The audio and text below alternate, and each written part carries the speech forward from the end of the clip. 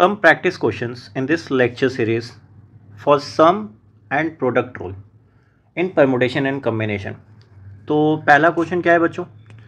पहला क्वेश्चन ये है कि how many 3-digit odd numbers can be formed using the digits 1 2 3 4 5 if repetition of digits is not allowed. तो देखो, अब सबसे पहले हम लोग ये देखते हैं कंस्टेंट. पहले बोला क्या, 3-digit नंबर चाहिए. तो ये हो गया 1s प्लेस, ये हो गया 10s प्लेस, ये हो गया 100 प्लेस. और बोला किससे फॉर्म करने, 1 2 3 4 5 इसी सेट से बोला है फॉर्म करने के लिए. और रिपीटेशन अलाउड नहीं है. तो अगर रिपीटेशन अलाउड नहीं है तो तरीका क्या बचता है, सिंपल सी बात है. So what are the ways, odd numbers चाहिए मुझे. तो ऑड नंबर्स चाहने के लिए सबसे पहले तो हमको 1s प्लेस भरना पड़ेगा. इसमें ऑप्शन क्या क्या है हमारे पास, 1 3 5, यही ऑप्शन है. इसमें से कोई एक भरा जाएगा. अब इसके लिए ऑप्शन कितना बचा हमारे पास, तो इसके लिए बचा हमारे पास, देखो 5 में से कोई एक तो भरा ही जाएगा इसमें. अब रिपीटेशन तो अलाउड नहीं है बच्चों, तो इसमें तो 4 ही वेज बचता है. अच्छा, अब इसमें अगर 4 वे बचा तो इसमें रिमेनिंग 3 वेज बचेगा. So what is the total number, so 3 into 4 into 3 that is.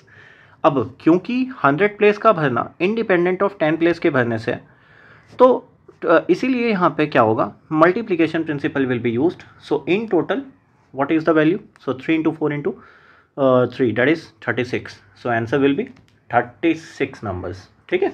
Next question बच्चों, क्वेश्चन नंबर 2 says कहाँ है, in a chess tournament there are 4 teams.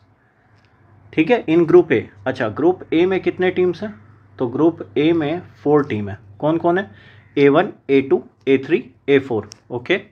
और ग्रुप बी में कितने हैं, ग्रुप बी में there are 3, B1 B2 and B3. okay, so अब क्या कहा है, 1 team from group A and 1 team from group B will be selected to advance to a final match.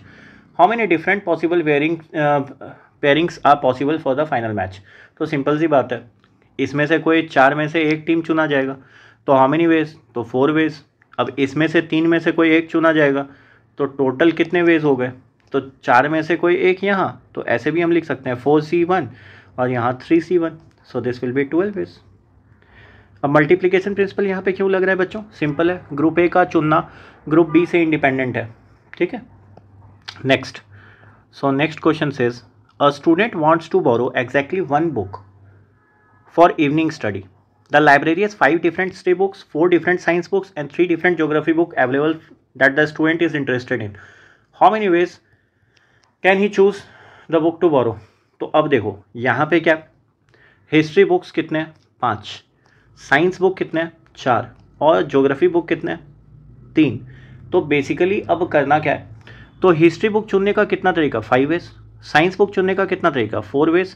और ज्योग्राफी बुक चुनने का कितना तरीका, 3 वेज. अब एक प्रॉब्लम है क्या यहाँ पे, इसका मतलब ये है कि अगर मैं हिस्ट्री बुक चुनूँ तो इसका मतलब मैं या तो साइंस बुक या तो ज्योग्राफी बुक नहीं चुन रहा हूँ. तो इसका ये कहना है कि ये म्यूचुअली एक्सक्लूसिव ऑप्शंस है.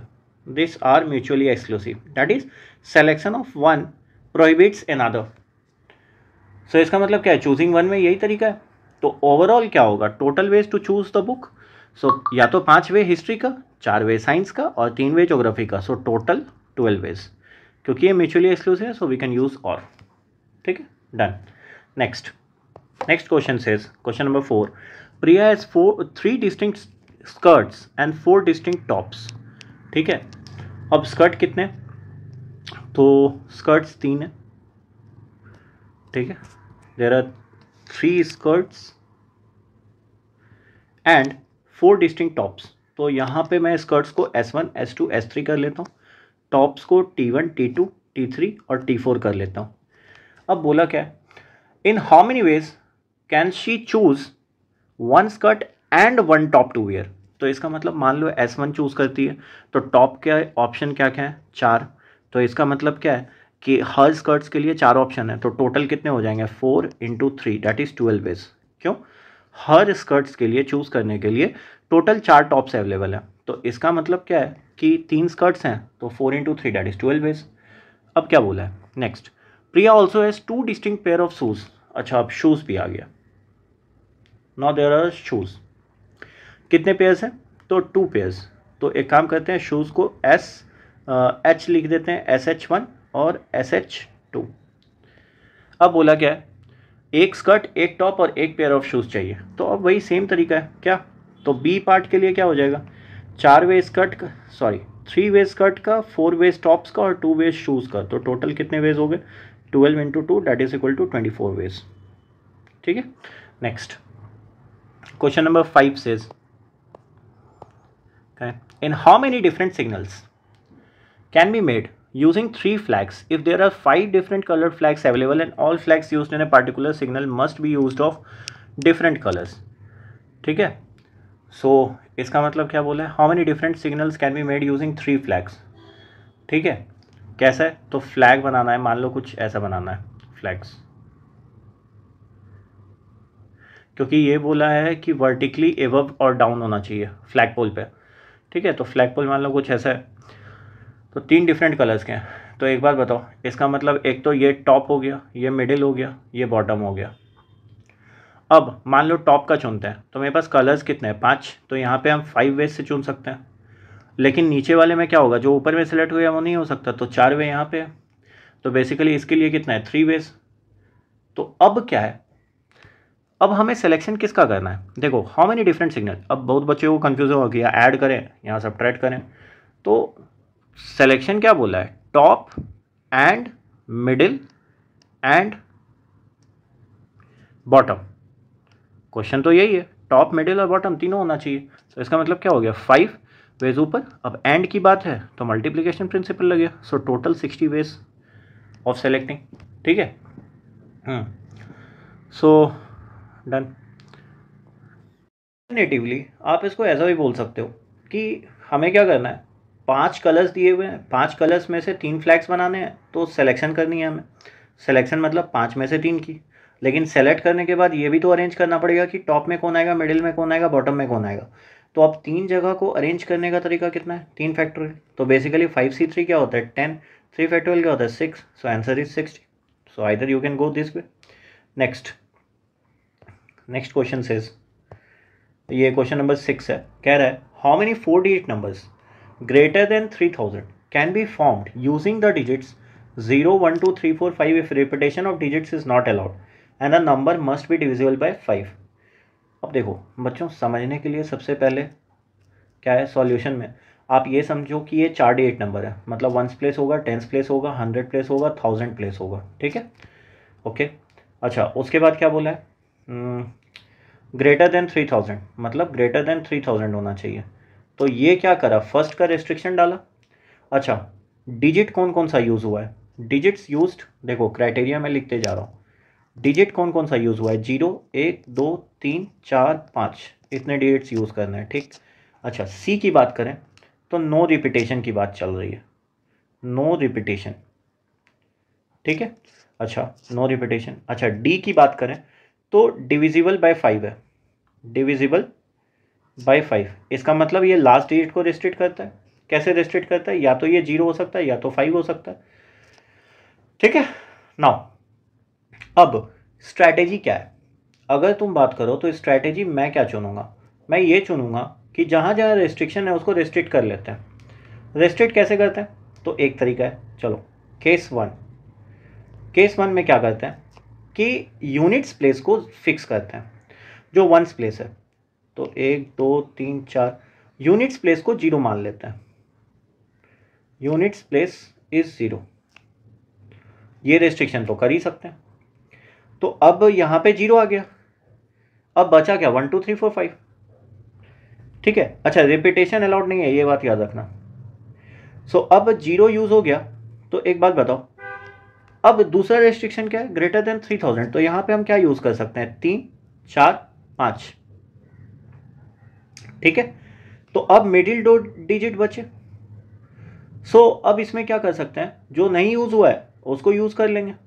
तो यहाँ पे अब मेरे पास ऑप्शन कितना बचा, देखो टोटल डिजिट कितने थे, 3, 6 थे, 6 में से एक 0 यूज़ हो गया, 5 बचे, यहाँ पे भी कोई एक यूज़ हो गया, 4 बचे, तो यहाँ पे 4 वेज है, अब इसके लिए 3 वेज है। तो बेसिकली टोटल कितने हो गए, सो सिलेक्शन करने के तरीके, इसके लिए 3 वेज, इसके लिए 4 वेज, इसके लिए 3 वेज, और यहाँ पे तो 0 भरे हैं, तो 4 0 12, 36 बेस यहाँ पे हुआ।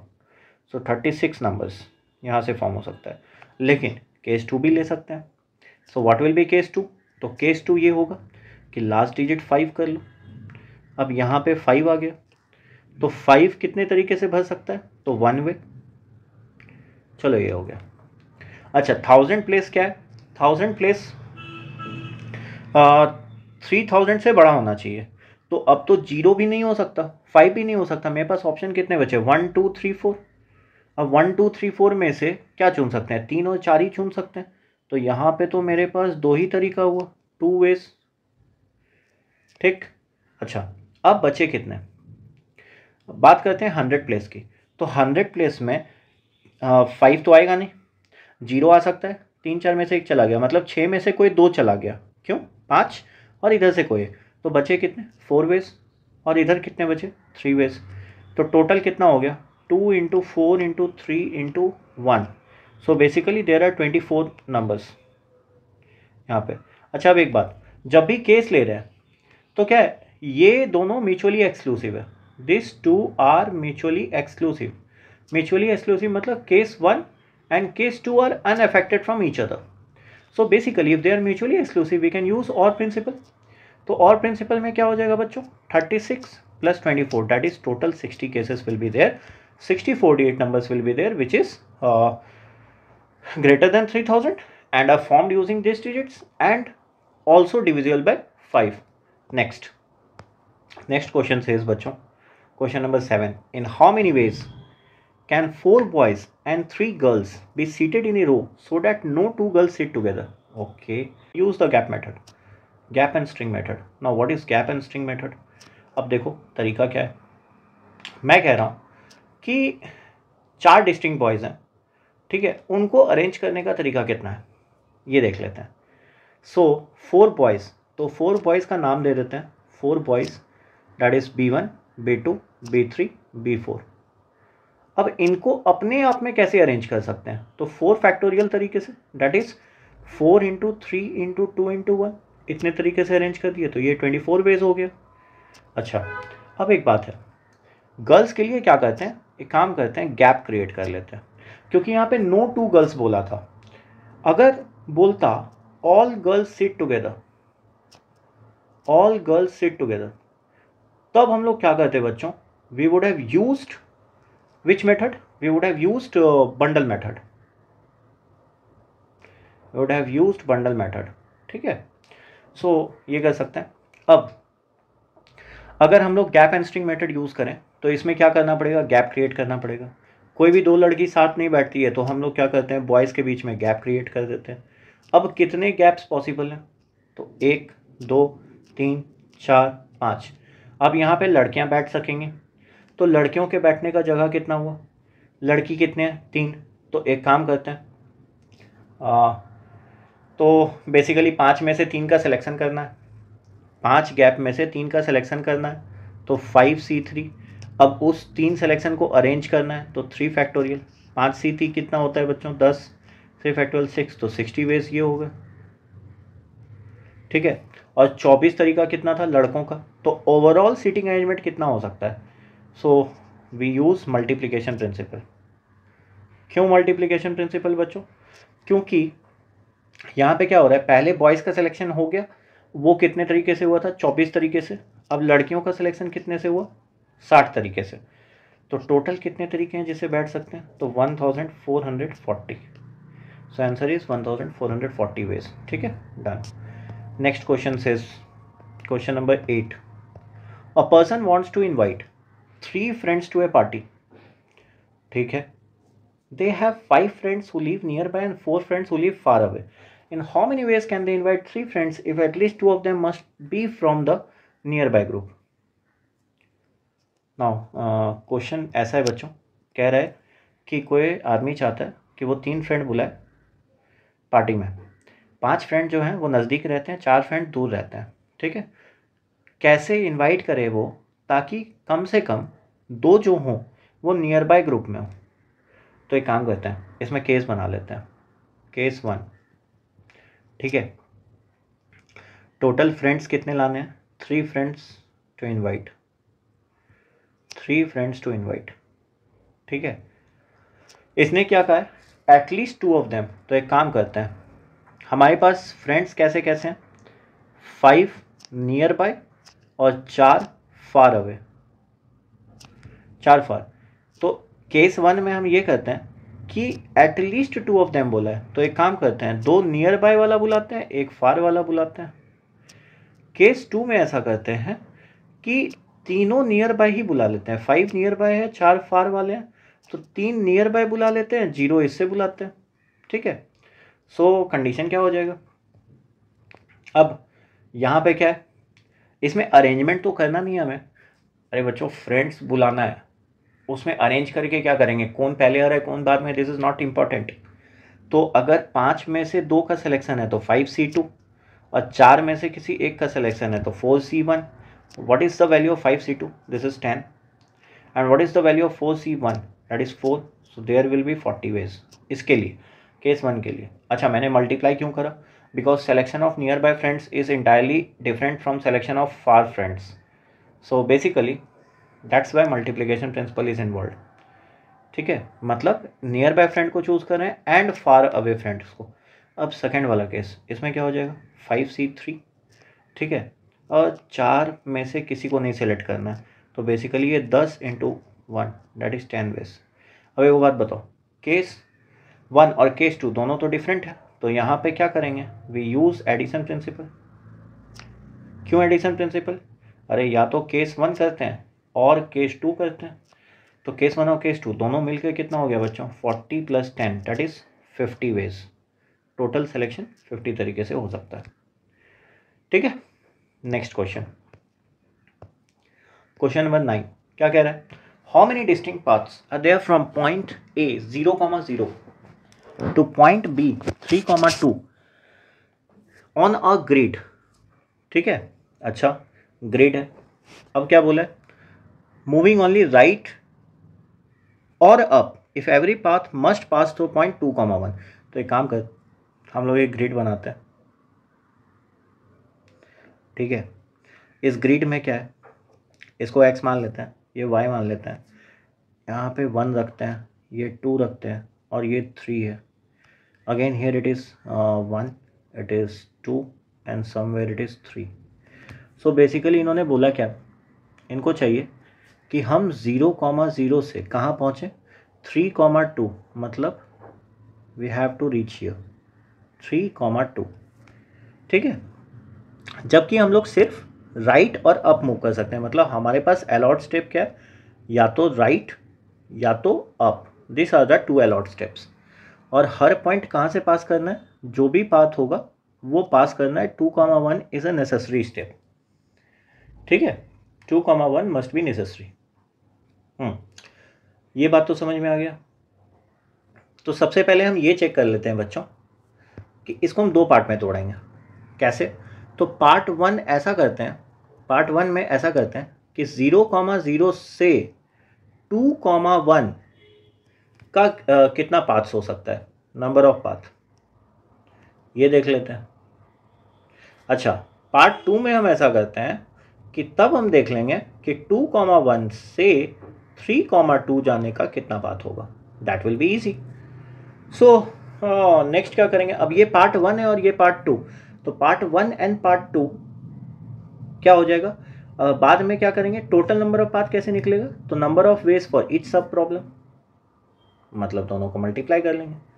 सो बेसिकली 0,0 से 2,1 जाने के लिए हम क्या कर सकते हैं, 2 राइट मूव्स कर सकते हैं और 1 अप मूव। क्यों, 2 राइट मूव 1 अप मूव। ठीक है, तो बेसिकली मेरे पास 3 मूव्स है, 3 मूव्स आर पॉसिबल,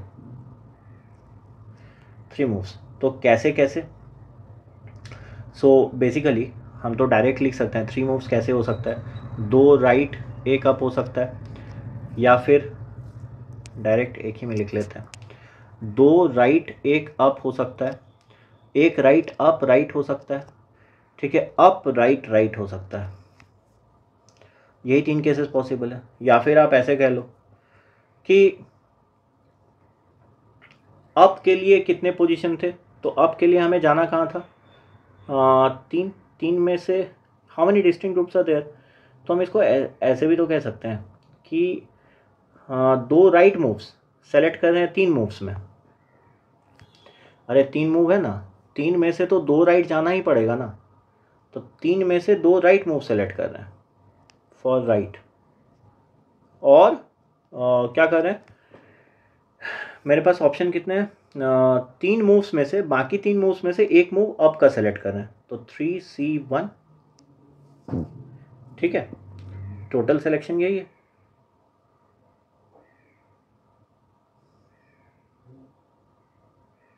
तीन, अच्छा यहाँ पे मल्टीप्लाई क्यों करना, या तो ये सिलेक्ट कर लो 3C2 फॉर राइट, या 3 में से एक अप, अरे तो बाकी तो दोनों हो ही जाएगा ना खुद ब खुद, तो 3C2 भी 3 होता है और 3C1 भी 3 होता है, तो दोनों से आ जाएगा। अरे या तो 3 में से 2 राइट करोगे तो एक अप तो जाना ही है, और 3 में से एक अप चूज करोगे तो 2 राइट जाना ही है, ठीक है। सो कंडीशन यहाँ पे क्या हो जाएगा, 3 मूव्स इज देयर, 3 वेज। अच्छा अब 2,1 से लेके 3,2 जाना है, तो इसमें तो हमारे पास 2 ही तरीका है, मैं डायरेक्ट भी बोल सकता हूँ, या तो आप एक राइट ले लो और अप ले लो, या फिर अप और राइट ले लो, तो देयर आर 2 वेज ओनली। तो टोटल पाथ कितना हो जाएगा, 3 पार्ट इससे हो सकता है 3 तरीका, और 2 वेज ऐसे हो सकता है, सो टोटल कितना हो गया, तो यहाँ से पहुँचने का तरीका 3 वेज, और यहाँ से पहुँचे का तरीका 2 वेज, तो basically total number of ways कितने हो जाएंगे, 3 × 2 दैट इज 6 वेज, ठीक है। अच्छा मल्टीप्लाई क्यों करा, क्योंकि 0,0 से 2,1 जाने का और 2,1 से 3,2 जाने का they are just they have to be done together, मतलब पहले यहाँ तक पहुँचे फिर उसके बाद यहाँ तक पहुँचे, तो ये सीक्वेंशियल है, इसीलिए मल्टीप्लाई करा। So total number of ways कितने हो जाएंगे बच्चों, 6। Next question, question number 10 says how many 5-digit numbers, okay, can be formed using the digits 1 2 3 4 5, repetition of digits is allowed, ठीक है, ये allowed है, repetition of digits is allowed, this is important, such that no two adjacent digits are the same। now superb। अब करना क्या है, पहले तो हमें ये चाहिए कि 5 डिजिट नंबर बनाने हैं, 1 2 3 4 5, 5 डिजिट नंबर चाहिए, ठीक है। तो इसका ये 1s प्लेस है, ये 10s प्लेस है, ये 100 प्लेस है, ये 1000 प्लेस है, ये 10,000 प्लेस है, ठीक है। तो ऐसा है कि 5 डिजिट नंबर चाहिए, और सारे किससे चाहिए, 1 2 3 4 5 से चाहिए, ओके। तो बेसिकली हम ये कह सकते हैं, मान लो हम 10,000 प्लेस भरना शुरू करते हैं, तो इसमें मेरे पास ऑप्शन क्या है, ऑप्शन इज 1 2 3 4 5 में से कोई भी एक चॉइस कर सकते हैं, तो इसका चूज करने का तरीका कितना वे, 5 वे। लेकिन 1000 में जो हम यहाँ चूज किए वो तो हम नहीं कर सकते, क्यों नहीं कर सकते, अगर मान लो हम यहाँ पे 2 सेलेक्ट किए तो 1000 प्लेस पे 2 तो नहीं आएगा, लेकिन बाकी चारों में तो कोई भी आ सकता है, तो यहाँ पे 4 वे। सिमिलरली 100 प्लेस पे भी 4 वे, फिर 10 प्लेस, अच्छा यहाँ पे 4 वे क्यों है, तुम कहोगे 3 वे होना चाहिए ना, क्यों, अगर यहाँ 2 सेलेक्ट किए तो वापस 2 तो यहाँ भी सेलेक्ट कर सकते हैं ना, अल्टरनेटली रिपीट नहीं होना चाहिए, तो यहाँ पे अगर 4 तरीका है तो यहाँ भी 4 होगा, फिर यहाँ भी 4 होगा, फिर यहाँ भी 4 होगा, ठीक है। अच्छा ये मल्टीप्लाई क्यों करा, क्योंकि क्या है कि जब हम फॉर्मेशन ऑफ नंबर देख रहे हैं तो कैसे फॉर्म करेगा नंबर, तो selection of 10,000 place and selection of 1000 place and selection of 100 place and selection of 10 place and selection of 1 place, तो ओवरऑल कितना हो जाएगा, this will B 256 into 5, so 5 into 256 will be 1280, done, ठीक है। Now next question, ये हो गया बच्चों। क्वेश्चन नंबर 11 से क्या, how many 4 digit numbers, 4 digit even numbers, सबसे पहला 4 डिजिट इवन नंबर है, ठीक है, किसको किसको यूज करके, तो सबसे पहले सेट लिखते हैं, 0 1 2 3 4 5, अच्छा तो हमारे पास कितने ऑप्शंस हैं, हमारे पास 6 ऑप्शंस हैं, ठीक है। साथ में बोला क्या है, 4 डिजिट नंबर चाहिए, 1 2 3 4, तो 1s place 10s place 100 place 1000 place, 100 place और 1000, ठीक है। अच्छा एक और बात क्या, कि इस 4 डिजिट नंबर में हम ऐसा कर लेते हैं कि इसको हम ऐसे मान लेते हैं, चार्ट डिजिट ऐसा है ABCD। अब एक बात याद रखना, सेट तो पता चल गया, डिजिट पता चल गया, ए के साथ एक कांस्टेंट है कि ए 0 नहीं हो सकता। आप लिखते चलो जो जो नहीं होगा। अच्छा, साथ में क्या बोला है कि इवन नंबर है, तो इसका मतलब डी जो होगा, डी या तो 0 होगा या तो 2 होगा या तो 4 होगा, ये कैसे है। अच्छा, और क्या बोला है, बोला ये है कि sum of first two digits equal to sum of last two digit, तो A plus B shall be equal to C plus D, ये होना चाहिए। Now this is a very nice question, ये मैं कह सकता हूँ कि IIT एडवांस लेवल का क्वेश्चन है, IIT एडवांस लेवल। ठीक है, अब A plus B is equal to C plus D होना है। सो कैसे स्ट्रैटेजी, तो एक बात सोचो, अगर हम A को 0 छोड़ दें, ठीक है, और तो मैक्सिमम सम कितना हो सकता है इसका। सो A प्लस बी, स्ट्रैटेजी क्या है, मैं ऐसे सोच रहा हूँ स्ट्रैटेजी कि A तो 0 नहीं होगा, A अगर 0 नहीं होगा और सेट हमारे पास क्या है 0 1 2 3 4 5 है, तो maximum sum A plus B का क्या हो सकता है, 5 प्लस 4 हो सकता है, डेट इज 9, ये हो सकता है। ठीक है, मैक्सिमम सम हम ऐसा कह रहे हैं। और मिनिमम सम क्या हो सकता है, मिनिमम सम कितना हो सकता है बच्चों, तो मुझे लग रहा है A प्लस बी, क्योंकि A तो 0 हो नहीं सकता, तो A मान लो 1 है, अब B तो 0 हो सकता है, तो ये 1 हो सकता है। ठीक है, so basically sum can start from 1 to 9। ठीक है, एंड A प्लस बी, और इसको हम मान लेते हैं ये S है। ठीक है, सो S can be from 1 and S can be till 9। ठीक है, सो अब क्या क्या किया जा सकता है, तो बेसिकली क्या सम 2 हो सकता है, सम 2 नहीं होगा, सम 2 होने के लिए क्या चाहिए, A प्लस बी 2 और 0, हाँ हो सकता है, वी कैन ट्राई दिस। ठीक है, सो लेकिन अगर 2 ले लेंगे तो एक प्रॉब्लम है, 2 और 0, 2 प्लस 0 2, तो इसका मतलब A और B दोनों को 2 लेना पड़ जाएगा, 2 और 0, और सम 2 ही होगा तो D के लिए 4 लेना पड़ेगा, तो 2 पॉसिबल नहीं है, sum can not be equal to 2। क्यों, क्योंकि A प्लस बी अगर 2 हो गया तो ये कैसे हो सकता है, 2 और 0 से हो सकता है, तो इसका मतलब आइदर C और D, C और D is 4, which is not possible, ये तो पॉसिबल नहीं है। तो एक काम करते हैं, 2 तो पॉसिबिलिटी है नहीं, तो बेसिकली हम लोग कहाँ से चलते हैं। अच्छा, क्या 1 पॉसिबल है, अगर 1 0 लेते हैं तो वो भी पॉसिबल नहीं है, सम कैन नॉट बी 1। अब बोले क्यों नहीं है, क्योंकि A और B अगर 1 0 ले लिए तो D तो या तो 2 या तो 4 लेना पड़ेगा, तो सम तो हमेशा 1 से बड़ा ही हो जाएगा। तो एक काम करते हैं, मिनिमम सम 3 हो सकता है। ठीक है, तो केस सम 3 ले रहे हैं।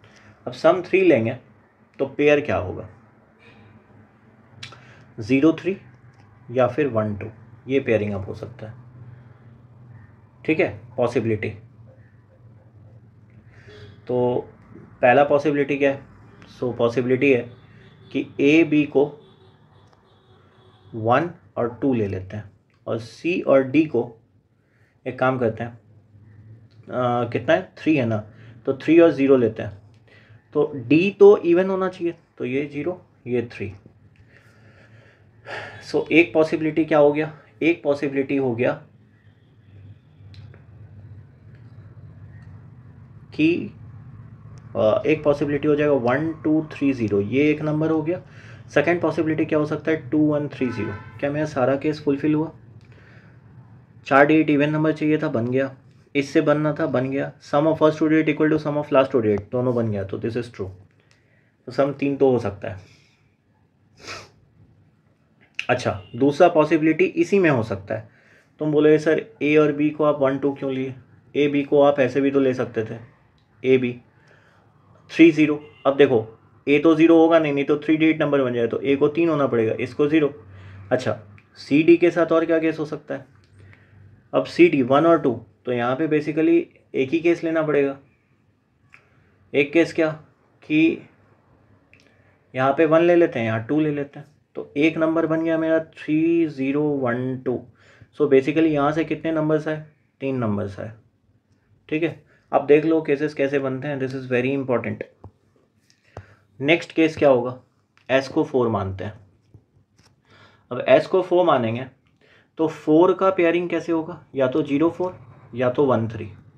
फिर से अब वही करते हैं, ए बी और सी डी बना लेते हैं पार्ट। तो इसमें तो केस ऐसा ही हो सकता है कि सी डी को हम 0 4 लें। क्यों? क्योंकि इवन चाहिए ना डी, तो 1 3 तो इवन है नहीं, तो डी को या तो एक बार 0 ले लो और इसको 4 ले लो। ठीक है, तो इस केस में क्या होगा? इस केस में ये 1 3 भी हो सकता है और ये 3 1 भी हो सकता है। अच्छा, सेकेंड केस, अब हम ऐसा कर सकते हैं, ये 4 0, तो यहाँ भी 3 1 हो सकता है, यहाँ भी 1 3 हो सकता है। तो यहाँ पे टोटल कितने केसेस बनेंगे? 4 केस। ठीक है, सो एस इक्वल टू 4 के लिए 4 केसेस। अरे बाकी केसेस तो आएंगे नहीं ना, इनको इंटरचेंज नहीं कर सकता। क्यों? 1 और 3 दोनों ऑड है, तो सी डी में तो ये आ ही नहीं सकते, तो 4 केसेस ये बन गए। अच्छा, अब आते हैं एस इक्वल टू 5 के लिए। 5 के लिए पॉसिबिलिटी क्या क्या है? 0 5, 1 4 हो सकता है और 2 3 हो सकता है। ठीक है, तो ये कंडीशन है। अब एक काम करते हैं, अब तो देखो इसमें अलग अलग केसेस लेने होंगे। क्या केसेस लेने होंगे? एक बार 0 5 को 1 4 के साथ। ठीक है, मतलब बहुत सारे केसेस आएंगे। तो एक काम करते हैं, ए बी और सी डी लिखना शुरू करते हैं। तो पहला केस क्या हो जाएगा? पहला केस ये हो जाएगा कि यहाँ पे 5 और 0 रखता है, तो यहाँ पे 1 4 भी होगा और 4 1 भी होगा। ठीक है, अच्छा, उसके बाद और क्या केसेस हो सकता है कि यहाँ पे 1 4 है। ठीक है, तो यहाँ पे तो सिर्फ 5 0 आ सकता है, 0 5 आएगा तो 3 डिजिट नंबर हो जाएगा। चलो, ये केस हो गया। अच्छा, अब आते हैं 0 5 और 2 3 वाला। तो एक तो केस ये बन सकता है 3 2 और यहाँ पे 5 0। 0 5 तो बनेगा नहीं। अच्छा, इस केसेस में ऐसा भी हो सकता कि 5 0 यहाँ आ जाए। तो अगर 5 0 यहाँ आया तो यहाँ पे 2 3 भी बन सकता है और 3 2 भी बन सकता है। ठीक है, आप देख लो केसेस कैसे अरेंज करने होते हैं बच्चों। ठीक है, दिस इज़ वेरी इंपॉर्टेंट। अच्छा, अब देखो मैंने कम्बिनेशन किसका किसका लिया? इस दोनों का लिया, मैंने सारे बना लिए। फिर मैंने इस दोनों का लिया, मैंने सारे बना लिए। अब बचा 1 4 और 2 3। तो एक काम करता हूँ, यहाँ पे 3 2 लेता हूँ, यहाँ पे क्या बच गया? 4 1 और 1 4। ठीक है, ये हो गया। अच्छा, इसमें केस पलट भी तो सकता है, 1 4 ये हो गया, तो 2 3 और 3 2 ये हो गया। टोटल कितने केसेस हुए? 4 7 3 10, तो 10 केसेस हैं इसमें, 10 केसेस। अच्छा, अब आते हैं बच्चों एस इक्वल टू 6 के लिए। एस इक्वल टू 6 के लिए, तो एस इक्वल टू 6 के लिए क्या क्या पॉसिबिलिटी है? 1 5 पॉसिबिलिटी है, 2 4 पॉसिबिलिटी है और 0 और 6 पॉसिबिलिटी है। लेकिन क्या 0 और 6 ले सकते हैं बच्चों? तो 0 और 6 तो नहीं ले सकते, क्योंकि मुझे मैक्सिमम तो वहीं जाना है 5 तक। तो एक ये बनेगा कि 1 5 और 2 4। तो इसमें भी केसेस क्या होगा कि मैं ऐसा करता हूँ कि पहले ए बी सी डी लिखता हूँ। आप एक बात गौर करो, 2 4 बना तो यहाँ से क्या बनेगा? 5 1 और 1 5। अच्छा, लेकिन 4 2 भी तो बन सकता है, तो यहाँ पे क्या बनेगा? फिर से 1 5 5 1। अच्छा, सी डी इंटरचेंज नहीं हो सकता। क्यों? ये तो दोनों ऑड है, तो इधर तो आएगा नहीं। तो इसमें कितने केसेस बने? 4 केसेस, मतलब 4 नंबर्स बने। ठीक है, अब आ जाओ एस इक्वल टू 7 के लिए। नेक्स्ट मैं यहीं पे लिख दे रहा हूँ, एस इज इक्वल टू 7। तो 7 के लिए क्या हो सकता है? 2 5 3 4। अच्छा, 0 7 नहीं ले सकता, 1 6 भी नहीं ले सकता। क्यों भाई? 6 तो इंक्लूडेड है ही नहीं, तो 2 5 और 3 4 ही ले सकता हूँ। अब 2 5 और 3 4 से कितने केसेस बनेंगे? तो ए बी और C D So this will be 3 4. Now this is 2 5 5 2 3 4 done. अच्छा और केसेस क्या हो सकते हैं कि इधर आ जाए 5 2 और यहाँ पे बन जाए 3 4 4 3 5 2, ये 4 केसेस होंगे। So S is equal to 7 के लिए again 4 numbers, this are 4 numbers. ठीक है, अब आ जाओ s इक्वल टू 8 के लिए। तो 8 के लिए क्या पॉसिबिलिटी है, 0 8 तो लेंगे नहीं, 1 7 लेंगे नहीं, 2 6 लेंगे नहीं, 3 5 ले सकते हैं। अच्छा 4 4 ले नहीं सकते, रिपीटेशन अलाउड तो है ही नहीं, 2 6 भी पॉसिबल नहीं, तो बस एक ही केस बनेगा 3 5। ठीक है, अब एक बात सोचो, अगर सिर्फ एक ही पेयर बन रहा है तो भाई ये तो पॉसिबल ही नहीं है, हमें तो 4 डिस्टिंक्ट डेट चाहिए, तो ये तो पॉसिबल है नहीं। तो सम 3 हो सकता है, 4 हो सकता है, 5 हो सकता है, 6 हो सकता है, 7 हो सकता है, 8 के लिए पॉसिबल है ही नहीं। अच्छा क्या 9 के लिए पॉसिबल है, तो 9 के लिए भी देखते हैं, 9 के लिए तो पॉसिबल होगा नहीं। सो बेसिकली सम मेरा कहाँ से कहाँ रेंज करा, तो सम मेरा 3 से 7 ही रेंज करा होना चाहिए था। बेसिकली सम मेरा कहाँ से कहाँ गया, 3 से 7 ही गया, 9 तक तो जाएगा ही नहीं। 9 कैसे बनेगा, 5 4, लेकिन बाकी 2 डिजिट कौन से होंगे, वो तो होंगे नहीं, तो इतना ही हो गया। तो टोटल केसेस कितने हुए बताओ। हाँ 3 के लिए 3 केस थे, 4 के लिए 4, तो 7 17, 6 के लिए 4 तो 21 और 4 25, तो टोटल कितने नंबर हुए, 25 number. So 25 numbers, 25 numbers. So this is a very elegant question. Superb. Answer is 25. Amazing. Next question number 12। अब सारे क्वेश्चन बच्चे तुम्हें बहुत ही बढ़िया मिलेंगे और ये तुम्हें किताब में नहीं मिलेंगे। You search in any of the books, you won't get it. ठीक है, नाउ अब क्या बोला है, there are 3 distinct math books. ठीक है, 3 distinct physics book and 2 distinct chemistry books. In how many ways can these 8 books be arranged on a shelf if all books of the same subject must be kept together and the 2 chemistry book must be at one of the ends of the shelf arrangement? अब देखो इसमें बहुत सारी बातें कही है। ठीक है, क्या क्या कहा है, तो 3 डिस्टिंक्ट मैथ बुक्स हैं, इसका मतलब यहाँ पे भी कुछ ब्लॉक वाली मेथड लगा सकते हैं। ब्लॉक मेथड में कैसे अरेंजमेंट होगा, तो देखो क्या क्या लिखा है। 3 डिस्टिंक्ट मैथ्स बुक है। ठीक है, तो एक काम करते हैं, इसको M1 M2 और M3 मान लेते हैं, एक block.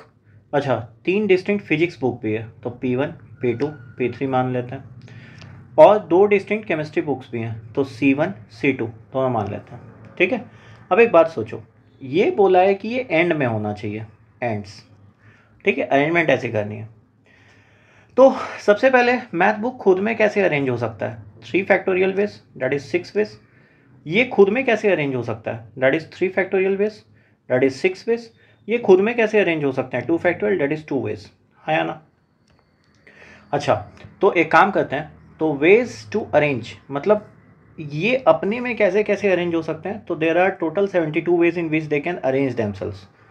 So there are 72 ways, कैसे, तो 6 वेज इनका, 6 वेज इनका और 2 वेज इनका, तो 72 वे इनका हो गया टू अरेंज। बट अभी तक हमने एक चीज़ नहीं डाला, क्या, रेस्ट्रिक्शन। किस चीज़ का रेस्ट्रिक्शन, इस अरेंजमेंट का, कि केमिस्ट्री लास्ट में आना चाहिए।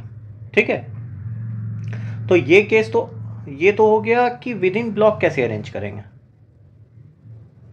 विद इन ब्लॉक्स कैसे अरेंज होगा, ये हो गया। ठीक है, तो 72 वेज हुए अरेंज के। अब बात ये है कि इनको तो अरेंज करना ही है, साथ में क्या करना है, अब ब्लॉक्स का, ब्लॉक्स कंस्ट्रेंट क्या है कि ये भाई खुद में कैसे अरेंज होना है। ये एक ब्लॉक है B1, ये ब्लॉक B2, ये block B3। So how do we arrange this, या फिर ऐसे कह लो ये मैथ्स ब्लॉक है, ये फिजिक्स ब्लॉक है, ये केमिस्ट्री ब्लॉक है। सो भाई केमिस्ट्री ब्लॉक एंड में होने चाहिए, तो एक काम करते हैं, केमिस्ट्री ब्लॉक को लेफ्ट हैंड में रखते हैं। तो यहाँ पे एम हो सकता है, या फिर पी हो सकता है, या फिर पी हो सकता है, एम हो सकता है। सिमिलरली अदर केस भी तो हो सकते हैं, मान लो एम पी और सी लास्ट में, या फिर पी एम और सी लास्ट में। तो इसका मतलब ब्लॉक्स अपने तरीके से कितने तरीके से अरेंज हो सकते हैं, 4 वेज। ठीक है, तो 4 वे इनका हो गया और 72 वेज ब्लॉक के अंदर अरेंजमेंट हो गया। सो टोटल अरेंजमेंट कितने हो जाएंगे टोटल? अच्छा, तो टोटल वे क्या है? वेज टू अरेंज ब्लॉक्स कितने तरीके हैं? 4 तरीके। फिर ways to arrange math book within M block, mathematics block, तो 6 तरीके थे। Ways to arrange physics book within physics block, तो वो भी 6 थे, और बाकी इधर 2 थे, हाँ या ना? सो बेसिकली कितने हो गए थे? 72 into 4 that is 288। So answer will B 288। Next question, question number 13. So what does 13 say? A committee of 4 people is to be selected from a group of 5 men and 6 women. ठीक है, मतलब हमें क्या करना है? 5 आदमी और 6 औरत है। ठीक है, इनमें से मतलब ये टोटल 11 है, इनमें से हमें 4 का सिलेक्शन करना है, 4 टू बी सेलेक्टेड। ये चीज़ मैं लिख लिया अलग से। ठीक है, how many different committees can be formed if the committee must include at least 1 man and at least 1 women? Okay, condition क्या है? पहला कंस्टेंट, कंस्टेंट 1, एटलीस्ट क्या बोला है? एटलीस्ट 1 मैन एंड 1 वुमेन, ये होने चाहिए। साथ में क्या बोला है? कंस्टेंट 2 भी है, क्या? Mister A and mistress B can not both be on the same committee. इसका मतलब mister A and mistress B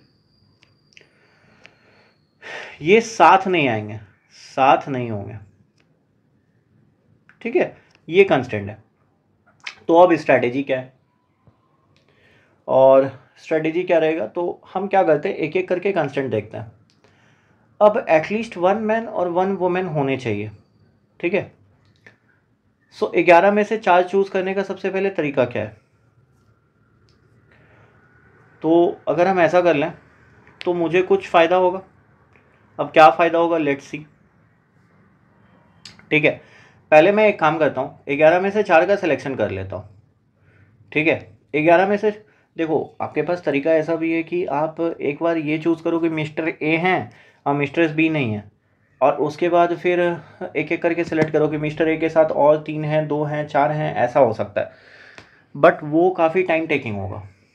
तो सबसे बढ़िया तरीका क्या होगा, मैं कह रहा हूँ कि एक काम करते हैं, कोई भी रेस्ट्रिक्शन नहीं लगाते हैं। तो मेरा स्टेप क्या होगा? Step 1, no restriction, no restriction. तो अब नो रेस्ट्रिक्शन में क्या हुआ, 11 बंदे थे, उसमें से आपको सिलेक्शन करना था 4 का, लो कर लिया। 11 फैक्टोरियल डिवाइडेड बाय 7 फैक्टोरियल और 4 factorial, so this will B 11, 10, 9, 8, 7 तो हटा दो, 4 फैक्टोरियल कितना होता है? 24। सो this is 3, this is 3, so this will B 330। ठीक है, ये हो गए 330। ठीक, अब 330 में से एक काम करते हैं, धीरे धीरे अनवांटेड केस हटाते हैं। अनवांटेड केस क्या है?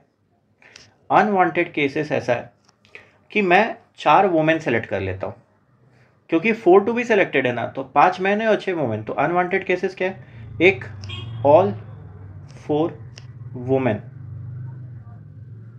तो ऑल 4 वुमेन कैसे होगा? तो 6 में से 4 सेलेक्ट कर लिया, तो इसका मतलब क्या हो गया? 6 5/2 दैट इज 15।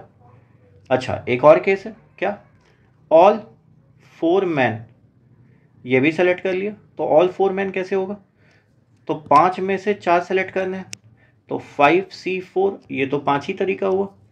ठीक है, सो इसका मतलब अब क्या है, सुनो, अब मेरे पास एक चीज़ आ गया। अगर मैं ये कहूँ कि नंबर ऑफ कमिटीज़ जो बन सकते हैं, committees with at least 1 man, at least 1 man and at least 1 women, and at least, यहाँ पे एटलीस्ट रहने ही दो, एटलीस्ट 1 वुमेन, तो ये कैसे बनेंगे?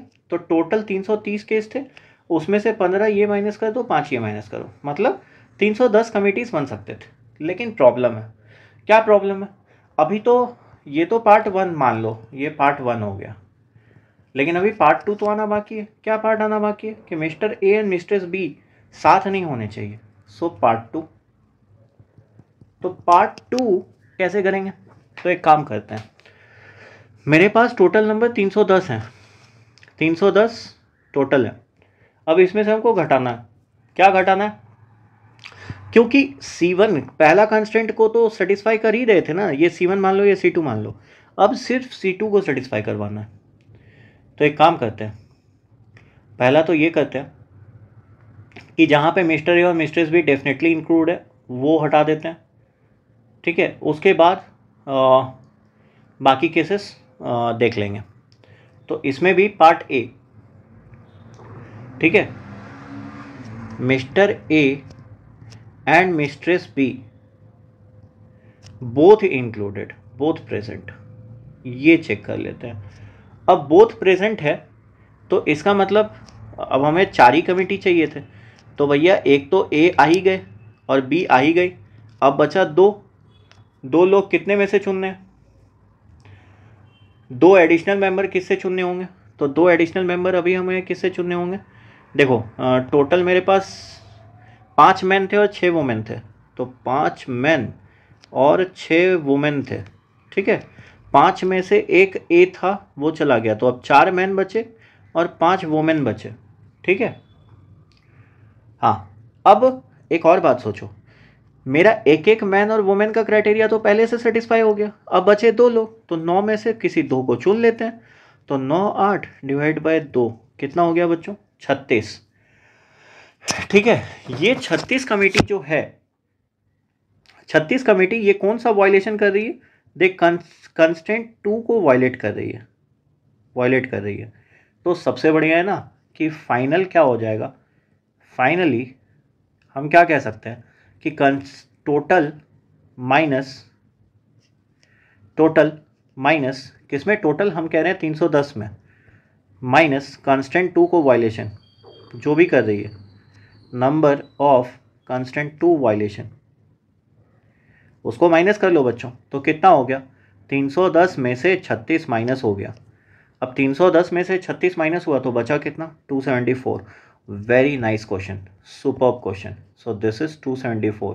ये भी मैं कह सकता हूँ this belongs to IIT advance, और ये IOQM के अच्छे क्वेश्चन में माना जा सकता है, ठीक है, इंपॉर्टेंट वन। नेक्स्ट क्वेश्चन बच्चों, क्वेश्चन नंबर 14 क्या कह रहा है? Distinct paths are there from point A 0,0 to point B 4,3 on a grid moving only right or up if the path must not pass through point 2,1। तो ऐसा question तो पहले मैं कर चुका हूँ, अब इसमें मैं तुम्हें सिंपल स्ट्रैटेजी फिर से बता देता हूँ बच्चों। मान लो ये 0,0 है, ये x ये y मान लेते हैं, कहाँ जाना है? 4,3, तो 1 2 3 4, यहाँ पे 1, this is 2, this is somewhere 3, और ये हो गया 1 2 3 4। हमें जाना कहाँ है? 4,3 पे, मतलब समवेयर हियर, ठीक है। और बोला क्या है? सिर्फ राइट और अप अलाउड है, मूव्स कौन कौन से अलाउड है? 2। और बोला क्या है? कहाँ से नहीं जाना है? 2,1 से नहीं जाना है, ठीक है। तो हम एक काम करेंगे, सबसे पहले हम 0,0 से 4,3 जाने का रास्ता ढूंढ लेंगे, ठीक है। सो पहला मेरा स्ट्रैटेजी क्या है? स्ट्रैटेजी ये है, सिंपल सी बात समझो, स्ट्रैटेजी ये है कि मैं टोटल मूव्स ढूंढ लूँगा। टोटल मूव्स कहाँ से कहाँ का बच्चों? 0,0 से 4,3 का, ठीक है। उसके बाद मैं क्या करूँगा? मैं वो मूव्स माइनस कर दूँगा। मूव्स कौन सा मूव्स माइनस कर रहा हूँ? That goes from 0,0 to 2,1 and then it goes from 4,3। मैं ऐसे मूव्स को माइनस कर रहा हूँ, ठीक है। हो गया, मेरे पाथ पता चल जाएंगे जो कि 2,1 से पास नहीं होते हैं। अब टोटल मूव्स 0,0 से 4,3 जाने का कितना तरीका है?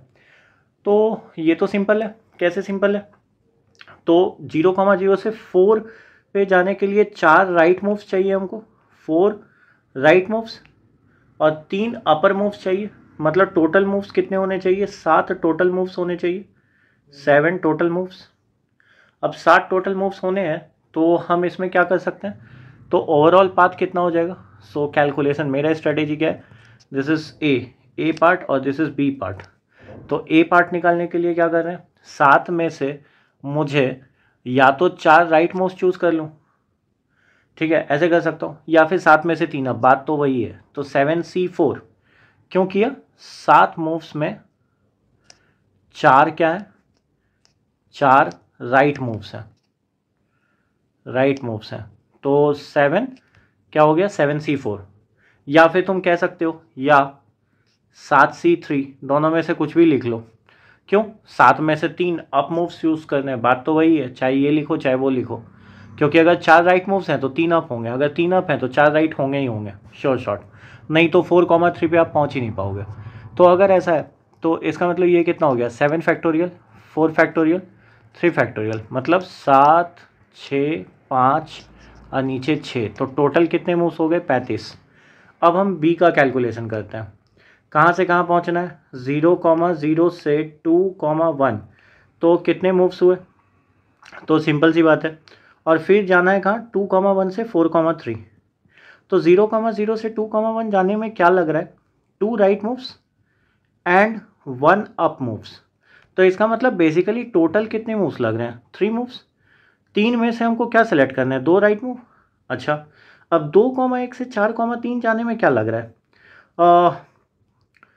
2 right moves and 2 up moves, हाँ या ना। तो बेसिकली इसका मतलब ये कह सकते हैं 4 में से कोई भी 2 सेलेक्ट कर लो, तो ये हो गया। तो ओवरऑल क्या हो गया, 3C2 मूव्स, मतलब 3 मूव्स इसके हो गए, 3 मूव्स इसके हो गए, और 4C2 मतलब कितना हो गया, 4 3 और divide by 2 that is 6 moves इसके हो गए, ठीक है। तो अब क्या है, 0,0 से 2,1 और 2,1 से 4,3, तो ये कंसिक्वेंशियल स्टेप्स, मतलब पहले ये होगा फिर बाद में ये, तो इसका मतलब हम टोटल कितने मूव्स हो गए इसमें, 0,0 से 4,3 वाया 2,1 पहुंचने का टोटल कितना तरीका है, 18 मूव्स। तो अब हमें चाहिए क्या था, ऐसे जो 2,1 से पास ना हो, तो टोटल मूव्स कितने हो गए थे, 35, और 18 मूव्स ऐसे थे जो 2,1 से पास हो रहे हैं, तो 35 माइनस 18, तो 17 moves will be the answer, ठीक है, 17 मूव्स इज द आंसर, ठीक है। नेक्स्ट क्वेश्चन बच्चों, नेक्स्ट क्वेश्चन क्या है, question number 15, what does it say, in how many ways can 5 distinct balls be distributed into 3 distinct boxes, okay, ठीक है, 5 distinct ball है, ठीक है, 5 ये लिख लेता हूँ, 5 डिस्टिंक्ट बॉल्स, ओके, किस में डिस्ट्रीब्यूट करने हैं, 3 डिस्टिंक्ट बॉक्सेस, किस में, B1 B2 B3, ठीक है। कहा क्या है, B1 में एग्जैक्टली 2 बॉल्स होने चाहिए, एग्जैक्टली 2 बॉल्स, ओके, ठीक है। और क्या कहा है, बॉक्स B2 में एटलीस्ट होने चाहिए 1 ball, that is at least 1 ball, okay. तो यहाँ पे केस है। अच्छा, रिमेनिंग बॉल्स जो होंगे B1 के बाद, वो या तो B2 में जाएंगे या तो B3 में जाएंगे, ठीक है। तो एक काम करते हैं, सबसे पहले इसमें स्ट्रैटेजी क्या है, फिर से बच्चों देखो, परम्यूटेशन कम्बिनेशन के क्वेश्चन ज़्यादा टफ नहीं होंगे, लेकिन स्ट्रैटेजी टफ होगी। क्यों, क्योंकि अगर आपकी स्ट्रैटेजी पता चल गई तो आप क्वेश्चंस अटेम्प्ट कर सकते हो। तो यहाँ पे सबसे पहला क्या स्ट्रैटेजी है, तो B1 को भर देते हैं, B1 भर दो। अब B1 भरने का तरीका क्या है, 5 डिस्टिंक्ट बॉल्स थे, हमें क्या चाहिए थे, एग्जैक्टली 2 बॉल्स चाहिए थे, किसके लिए, B1 के लिए, तो 5 में से 2 सेलेक्ट कर लिए। तो 5 में से 2 सेलेक्ट करने का तरीका कितना हो गया, 5 × 4 divide by 2 that is 10 ways, ये हो गया, ठीक। अब क्या करो, सुनो, अब ये हो गया, ये बॉक्स 1 में प्लेस हो गया। अब हमारे पास बचे कितने, नेक्स्ट स्टेप क्या है, 3 रिमेनिंग बॉल्स, ठीक है, 3 रिमेनिंग बॉल्स। अब ये 3 रिमेनिंग बॉल्स का केसेस क्या है, 3 रिमेनिंग बॉल मान लो अब इसको भरना है बॉक्स 2 या बॉक्स 3 में, ठीक है। लेकिन एक प्रॉब्लम है, क्या प्रॉब्लम है बच्चों, कि हम ये करते हैं, मान लो पहला बॉल के पास क्या कंस्टेंट है, कि भाई सपोज देखो, इसमें केसेस मैं ऐसे बना लेता हूँ, केस क्या बना लेता हूँ कि 3 रिमेनिंग बॉल्स या तो B2 में जाएंगे या B3 में जाएंगे, है ना।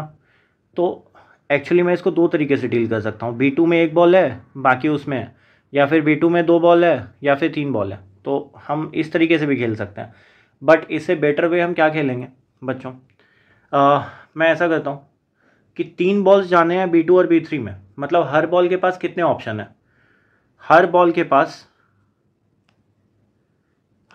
पास दो ऑप्शन है, टू ऑप्शन। तो कितने तरीके हो गए, 2 × 2 × 2 दैट इज 8 वेज। लेकिन एक प्रॉब्लम है, क्या प्रॉब्लम है, मैं यहाँ पे गलत किया। क्यों गलत किया, क्योंकि भाई उसने तो ये कह रखा है ना कि इस 2 वेज में क्या हो जाएगा, एक केस तो ऐसा भी होगा कि B2 में मैं कोई बॉल ही नहीं डाला हूँ, ठीक है। सो बेसिकली अगर B2 में कोई बॉल नहीं डाला है तो ये तो गलत हो गया, क्योंकि बॉक्स B2 को क्या बोला था, B2 में नंबर ऑफ बॉल्स जो होने चाहिए वो ग्रेटर देन इक्वल टू 1 होने चाहिए, मतलब मिनिमम एक तो होने ही होने हैं, ठीक है। सो अगर हम ये करें, इससे बढ़िया हम ये कर लेते हैं कि बॉक्स B2 में 0 बॉल्स हैं, तो अभी इसमें तो केस बनाना पड़ जाएगा ना। कैसे केस बनाएंगे, तुम एक बात सोचो, हमें क्या करना होगा कि एक केस ये लेना पड़ेगा कि B2 में एक बॉल है, फिर B2 में दो बॉल है, फिर B2 में तीन बॉल है। इससे बढ़िया क्या केस ले लेते हैं कि B2 में कोई बॉल है ही नहीं, B2 में कोई बॉल नहीं है। अब अगर कोई बॉल नहीं है बच्चों, तो इसका क्या केस हो जाएगा, खुद सोचो। इसका मतलब क्या है, B2 में अगर कोई बॉल नहीं है तो सारे बॉल किस में है, बॉक्स B3 में है। तो बॉक्स B3 में सारे बॉल्स हैं तो एक ही वेज हो सकता है, तो B3 में all three balls, so all three balls can be put together only in one way. तो अब हम क्या कह सकते हैं कि मेरे पास टोटल केस 8 वेज थे, उसमें से मैंने क्या करा कि जो एक केस था कि B3 में सारा बॉल चल जाए, मतलब B2 में 0 बॉल्स हो जाए, तो वो एक केस था, उसको मैंने सब्ट्रैक्ट कर दिया, तो 7 वेज। तो ये 7 वेज जो आ रहा है इसका मतलब क्या होगा कि इसमें B2 में एटलीस्ट 1 बॉल होगा। ये केस क्या हो गया, B2 में एटलीस्ट 1 बॉल होगा। अब देखो बच्चों, मैं यही कह रहा हूँ, इसका अल्टरनेट भी है, आप केस ले सकते हो कि B2 में एक बॉल है, B2 में दो है, B2 में तीन है, बट मैं सिंपल तरीका बता दिया, ठीक है। अब देखो B1 भर दिया 10 तरीके से, B1 और B2 और B3 भर दिया कितने तरीके से, 7 तरीके से। तो अब क्या करना है, पहले तो चूज इसको करा, फिर बाद में B2 B3 को भरा, तो कितने तरीके से, 7 तरीके से। टोटल वेज कितने हो गए, 10 × 7 that is 70 ways. So answer क्या हो जाएगा बच्चों, answer will be 70। So answer is 70। Next question से क्वेश्चन नंबर 60 क्या कह रहा है बच्चों, 4 लेटर्स है, ठीक है, 4 letters L1 L2 L3 L4 और 4 कॉरस्पॉन्डिंग एड्रेस्ड एनवेलप्स हैं E1 E2 E3 4। कितने तरीके से ऐसे किया जा सकता है लेटर्स को place into the envelope such that L1 is not in E1 and L2 is not in E2। अच्छा ठीक है, so for the solution part how can we proceed. पहले तो ये है कि 4 लेटर्स को 4 डिस्टिंक्ट एनवेलप में डालना है, ठीक है। L1 E1 में नहीं जाएगा, ठीक है, L2 E2 में नहीं जाएगा। तो हम क्या स्ट्रैटेजी अपनाएंगे, फिर से यहाँ पे स्ट्रैटेजी इज इंपॉर्टेंट। अब देखो स्ट्रैटेजी दो हो सकते हैं, या तो आप ये बैठ के करते रहो, या फिर स्ट्रैटेजी मेरे पास क्या होगा, मैं पाई लगा लेता हूँ, principle of exclusion and inclusion, ठीक है। सो इसका मतलब क्या होगा, मैं कॉम्प्लीमेंट्री काउंट करता हूँ। कॉम्प्लीमेंट्री मतलब इसका उल्टा वाला, मतलब मैं पहले लेटर को डाल दूंगा E1 E2 में, तो वो तो ज़्यादा आसान होगा ना। सबसे पहले मुझे ये बताओ, मैं टोटल अरेंजमेंट्स देखता हूँ, 4 लेटर 4 लेटर्स 4 एनवेलप, ठीक है। सो अरेंजमेंट कितना है, तो मैं कह रहा हूँ टोटल वेज कितने हो जाएंगे, सिंपल है, कोई रेस्ट्रिक्शन नहीं है, कोई नो रेस्ट्रिक्शन। अब नो रिस्ट्रिक्शन अगर है तो इसमें हम क्या कह सकते हैं कि 4 फैक्टोरियल तरीके से अरेंज हो सकता है। क्यों भाई, लेटर L1 जो है वो चारों एनवेलप में किसी में जाए, तो अब एक में चला गया तो फिर L2 के पास 3 ऑप्शन बचे हैं, तो फिर बाकी के पास 2 फिर 1, तो ये टोटल 24 वे हो गया। अब हम क्या कर रहे हैं, सुनो, माइनस बैड अरेंजमेंट्स। अब बैड अरेंजमेंट क्या है,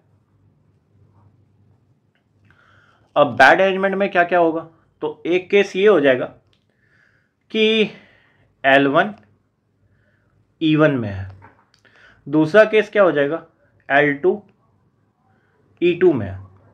ठीक है, तो हमें केस क्या काउंट करना है कि ये भी नहीं होना चाहिए, ये भी नहीं होना चाहिए, तो इस केस को मैं A मान लेता हूँ, इस केस को मैं B मान लेता हूँ। तो बेसिकली आपको कैलकुलेट क्या करना है, आपको कैलकुलेट वो वाला पोर्शन करना है जिसमें कि टोटल वेज आए, टोटल वेज आए। और ये जो बैड एलिमेंट्स है इसको मैं ऐसे लिख सकता हूँ बच्चों, एन ए यूनियन बी, मतलब L1 E1 में आ रहा है और यहाँ पे और लिख लो L2 E2 में आ रहा है, तो बेसिकली यूनियन कैलकुलेट करें। क्यों यूनियन कैलकुलेट करें बच्चों, अरे खुद सोचो, L1 E1 में आ रहा है, ठीक है, तो कभी तो ऐसा केस भी होगा ना कि L2 E2 में भी आ गया होगा, तो हम डबल काउंटिंग यहाँ पे कर लिए, तो इससे बढ़िया हम क्या करते हैं, ए यूनियन बी निकालते हैं। ठीक है, ए क्या है जब L1 E1 में गया है, बी क्या है जब L2 E2 में गया है। So how will you find n A union B, so number of elements in A plus number of elements in B minus number of elements in A intersection B, ये तो चलेगा।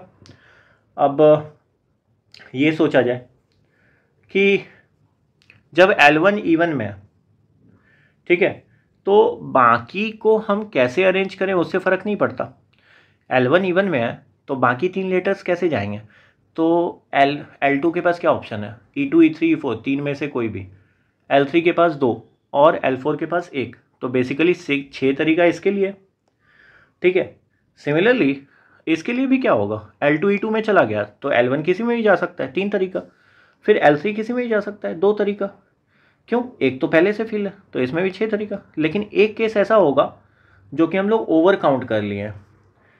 अब over count कैसे करें कि L1 E1 में आ गया है और L2 भी E2 में आ गया, तो ये वाला केस को तो माइनस करना पड़ेगा। क्यों, ये ए में भी काउंट हो गया है, बी में भी काउंट हो गया है, so I have to subtract 1 time.